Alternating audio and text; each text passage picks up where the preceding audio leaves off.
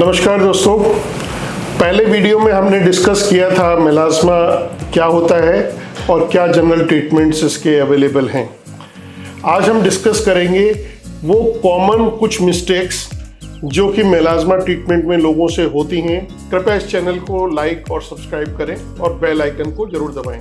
मैं हूं doctor Puneet Goyal, Renova skin clinic Jaipur से। दोस्तों, मेलास्मा का ट्रीटमेंट अपने आप में काफ़ी कॉम्प्लिकेटेड और बहुत सारे फैक्टर्स पे डिपेंड करता है। टॉपिकल ट्रीटमेंट है, ओरल ट्रीटमेंट है, साथ में कुछ सावधानियां आपको लेनी है और आपको अपनी लाइफस्टाइल चेंज करनी है। इस तरह की काफ़ी चीज़ें हैं जो मैंने पहले वीडियो में डिस्कस करी। Mistake number 1 is not applying sunscreen regularly. आप सनस्क्रीन को सीरियसली नहीं ले रहे हैं और रेगुलरली सनस्क्रीन नहीं लगाते हैं। जिस दिन याद आ गया उस दिन लगा लिया, जिस दिन याद नहीं आया उस दिन उसको नहीं लगाया। उसका लगाने से कोई फ़ायदा नहीं है अगर आप उसको रेगुलरली नहीं लगा रहे हैं और आपका ट्रीटमेंट पूरा फेल हो जाता है। नॉट अप्लाइंग सनस्क्रीन एनफ, लगा तो रहे हैं डेली लेकिन पता ही नहीं है कितना लगाना है। मैं आपको डेमोस्ट्रेट कर देता हूँ कि लगभग कितना सनस्क्रीन आपको डेली फेस के लिए अप्लाई करना चाहिए।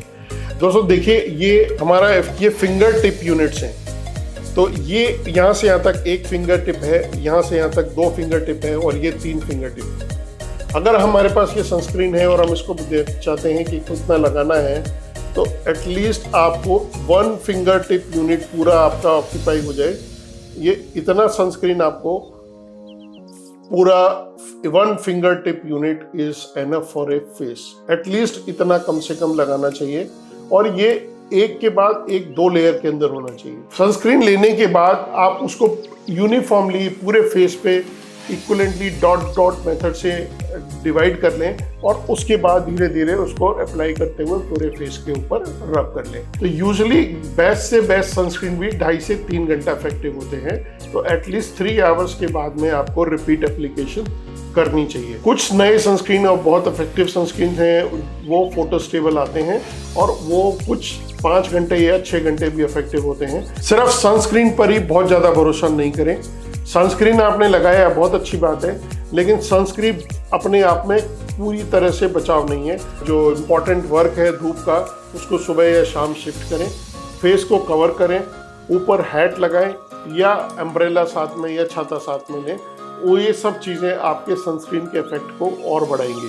बर्थ कंट्रोल पिल्स के साथ में मेलास्मा का ट्रीटमेंट लेना। देखिए, बर्थ कंट्रोल पिल्स में जो हार्मोन्स होते हैं वो आपके मेलास्मा को बढ़ा रहे हैं, ऊपर से आप ट्रीटमेंट ले रहे हैं जो कम करने के लिए, तो दोनों का इफेक्ट नलीफाई हो जाता है, रिजल्ट नहीं आएगा।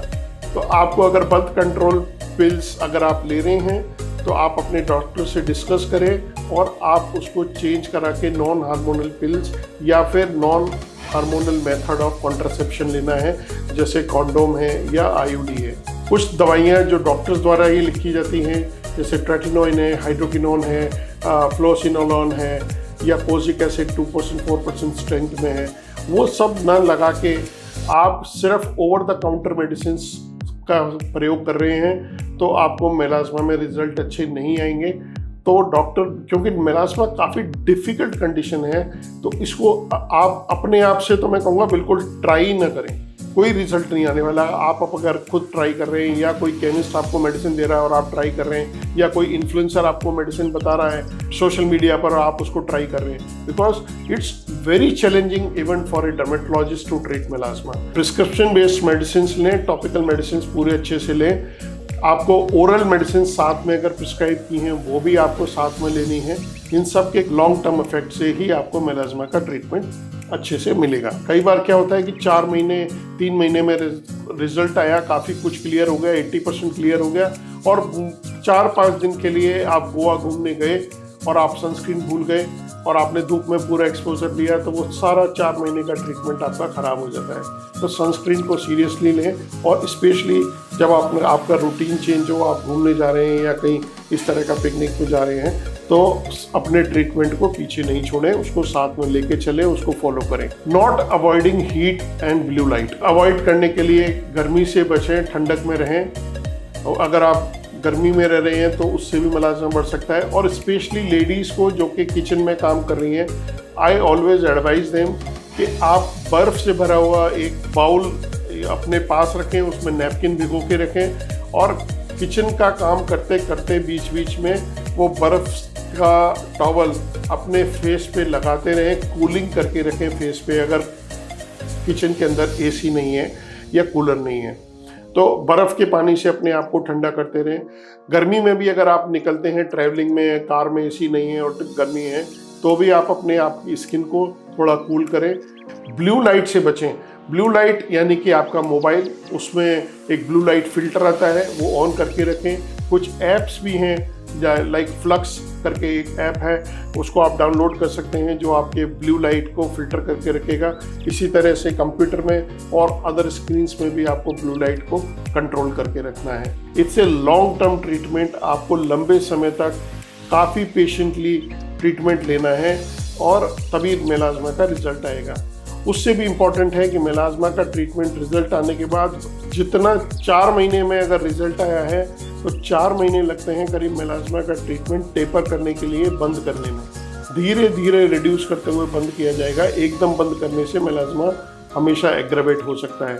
तो इसलिए अपने डर्मेटोलॉजिस्ट पे ट्रस्ट करें, उनसे ट्रीटमेंट लें। हाँ, ये थोड़ा सा फ्रस्ट्रेटिंग कंडीशन है, लॉन्ग टाइम लगता है, काफ़ी एफर्ट लगता है, पेशेंटली धीरे धीरे ठीक होता है, लेकिन ठीक हो सकता है अगर आप इस तरह का अप्रोच रखें और ये ऊपर बताई हुई सारी गलतियां ना करें। Thank you.